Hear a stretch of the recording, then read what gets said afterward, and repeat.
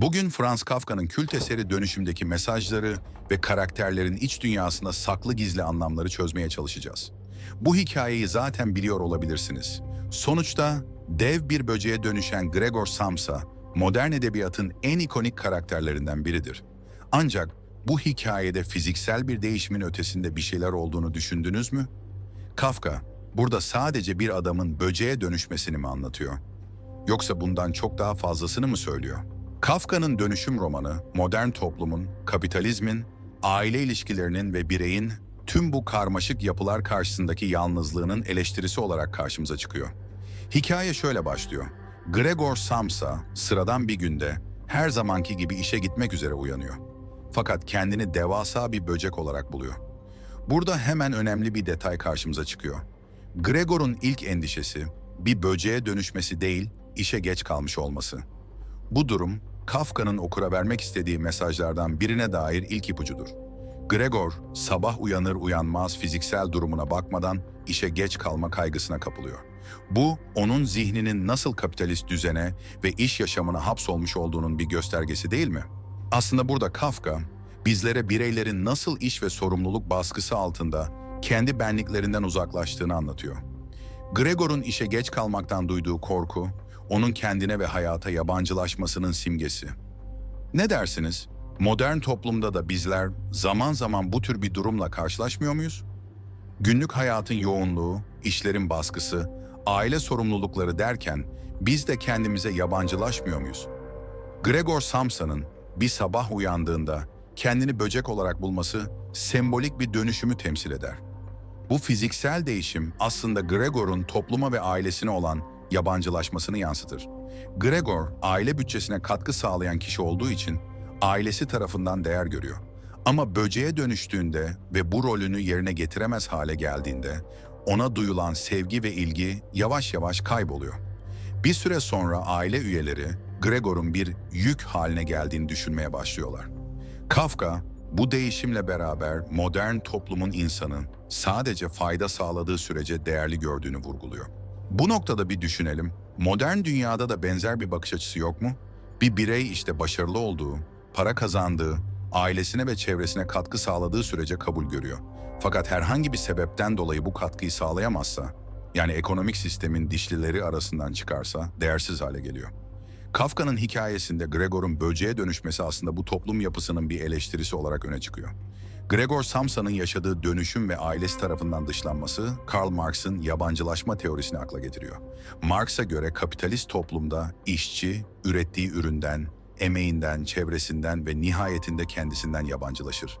İşçinin kendi ürettiği ürünle arasında bağ kopar, çünkü üretim süreci artık onun elinde değildir. Ve bu da bireyi kendi özünden, insan doğasından uzaklaştırır. Dönüşüm romanında Gregor istemediği bir işte çalışırken bu yabancılaşmayı yaşıyor. İşine olan bağlılığı onu kendi kişiliğinden koparıyor. O kadar ki bir böcek olarak uyandığında bile işini ve patronunu düşünüyor. Bu durum bize Gregor'un insan özelliklerini ve kendi doğasını tamamen kaybetmiş olduğunu gösteriyor. Kafka, Gregor'un böceğe dönüşümünü anlatırken aslında toplumun bireyi nasıl değersizleştirdiğini gözler önüne seriyor. Bu çarpıcı hikaye, toplumda bir bireyin işe yaramadığı an nasıl dışlanabileceğine, bir yük olarak görülebileceğine dair acı bir gerçeği işliyor. Gregor'un ailesinin onun üzerine yüklenmesi, ona destek olmak yerine ondan kaçmaları, onun yaşadığı yalnızlık ve çaresizlik, Kafka'nın toplum eleştirisini daha da derinleştiriyor. Aile Gregor'un çalışamaması üzerine kendi ekonomik çıkarlarını düşünmeye başlıyor. Başta yardım etmeye çalışan kız kardeşi bile zamanla ondan uzaklaşıyor ve onunla ilgilenmeyi bırakıyor. Aile üyeleri Gregor'un yok edilmesi gereken bir yük olduğuna karar veriyor. Bu acımasızlık, toplumun bireyi sadece ekonomik faydaya göre değerlendirdiğinin bir örneği olarak karşımıza çıkıyor. Gregor'un ailesinin onu dışlaması, kapitalist toplumda bireyin yalnızlaşmasını da anlatıyor. Kapitalist düzen, bireyleri birbirine karşı sorumluluk hissetmekten çok, kendi çıkarları doğrultusunda hareket etmeye yönlendiriyor. Gregor'un ailesi de bu düzene uygun olarak, Gregor'un çalışamaz hale gelmesiyle onu dışlıyor. Bu durum, günümüz toplumunda aile yapılarında da gözlemlenebilir. Kapitalist sistem bireyleri çalışmaya, üretmeye zorlar ve bunu yapamayanlar toplumda yalnızlaşır, dışlanır.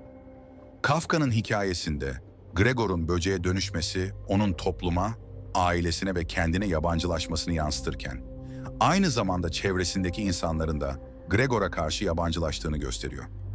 Peki bu hikayede kendinizden bir parça buluyor musunuz? Kafka'nın Dönüşümü okurken kapitalist düzenin bireyi nasıl yalnızlaştırdığı, ona sadece iş yaptığı sürece değer verdiği gerçeği sizin için de düşündürücü mü? Kafka burada bireyin toplum içinde kendi özünden nasıl uzaklaştırıldığını, sadece ekonomik bir araç olarak değerlendirildiğini ve sistemin dişlileri arasında kaybolduğunu anlatıyor. Toplum düzeni bizi sürekli çalışmaya, üretmeye, faydalı olmaya zorlarken biz bu düzen içinde gerçek benliğimizi kaybediyor olabilir miyiz? Kafka'nın Dönüşümünde kendinizi bulduğunuz yerler var mı? Kapitalist sistemin bireyin fayda sağladığı sürece değerli olduğunu düşünen bu yapısına karşı sizin bakış açınız nedir? Yorumlarda görüşlerinizi bekliyoruz. Kafka'nın Dönüşümü sizin için ne ifade ediyor? Destek olmak için beğenmeyi ve abone olmayı unutmayın. Tekrar görüşmek üzere.